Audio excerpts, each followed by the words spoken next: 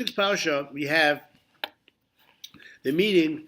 Yaakov meets Esav, and one of the things that he tells Esav is, I lived with Lavan, and Lavan Garti. I lived with Lavan.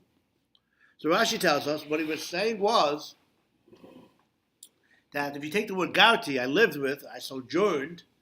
If you take the letters and you switch them around a little bit, Garti can also mean Taryag, the amount of mitzvahs in the Torah, the 613 mitzvahs. That I kept the 613 mitzvahs, and I didn't learn from his evil ways. So first I'm going to say over a shot from Ruderman, from Ner Yisrael, the founder of Ner Yisrael Yeshiva, and he says, he makes an interesting point that what's the two things Rashi's saying? I kept all the mitzvahs, and I didn't learn from his evil ways. Well, yeah, if you kept all the mitzvahs, then you don't learn the evil ways.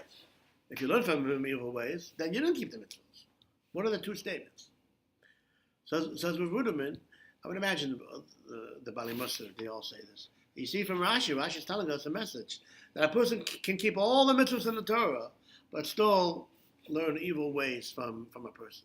The fact that you keep all the mitzvahs, technically you follow the letter of the law, you can still learn evil ways. So what Rashi's telling us was that Yaakov was saying, you should know, the whole thing, I just kept the letter of the law, but the spirit of the law I didn't keep. No. Everything. And that's the message for all of us, that it's not enough just to keep the Torah. We also have to learn only good things from people and don't learn evil ways from anyone. Rameir Shapiro, founder of the Daf Yomi, Rameir Shapiro tells us an interesting idea. That what Rashi is saying is that,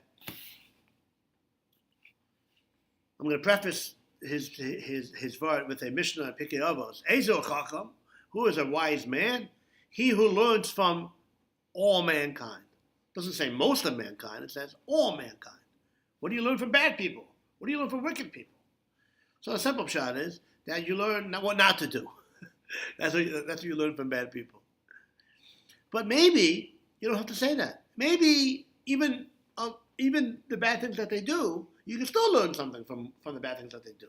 You don't learn to do the bad thing, obviously. But what you do take out from them is how they did the bad things. With the alacrity in Yiddish, with the ganzkeit. When they do an avera, they did it fully. They didn't do it half-baked. They did it fully. So you take that lesson and you transform that into a mitzvah. And you say, you know what? I learned a lesson from this. Korach was a great speaker. And that's how he got people to join his revolt. So what do you learn from Korach? So you learn not to make machlokes, not to be part of a machlokes. But you also learn how to get people involved in a mitzvah. You take the speaking abilities and the organizational skills and the ability to arouse people to do something, to follow your message. You learn that from Korach, and you use that for a mitzvah. And you give shiurim, and you motivate people to do mitzvahs. So that's what Rashi is saying. Beautiful idea from Rameir Shapiro. That Yaakov tells Esav, not only did I keep all the mitzvahs, but you know what? It's a shame. There's one thing I didn't learn from Lavan. But that I learned from you. This is my Hasafa. So why is he telling this to Esav? He's telling Esav, buddy, there is something that you did teach me, and I'm using that in my life. And that is, I took the alacrity, the zeal, the zest, the geschmack that you used for an avera. I took that as a lesson, and I used these emotions when I did mitzvahs. So not just did I do the mitzvahs, but I didn't learn that from Lavan, but I learned that from you, maybe. Maybe you can say a little bit different. That I learned the idea of using emotions for a mitzvah. So to add to the idea of the Rameir Shapiro, somebody once asked the Kedushei Harim in Eretz Yisrael, in Israel, the Chilonim, the secular Jews, seem to have more success than the Charedim, than the religious Jews. So, what do you mean? This concept that sheker, falsehood, doesn't have a kiyum, doesn't have an establishment, doesn't work. So, if we believe, right, we believe that the Haredi way is the proper way. The secular way is not the proper way. I thought sheker, falsehood, doesn't have a kiyum. So how come they're being matzliach? So the Chiddushei HaRim tells us that, you know what? Yes, the actions itself might be wrong. The Charenim are doing the right actions. But there's one thing that they do.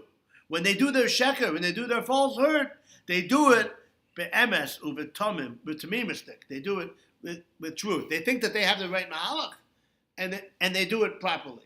They're wrong. They're misguided. They have the wrong mahalach. But they think they're doing the right thing, and they do it with truthfully, and they do it. That was the Chiddushei HaRim's vart. Maybe you could say it a little bit different, the way that we said before.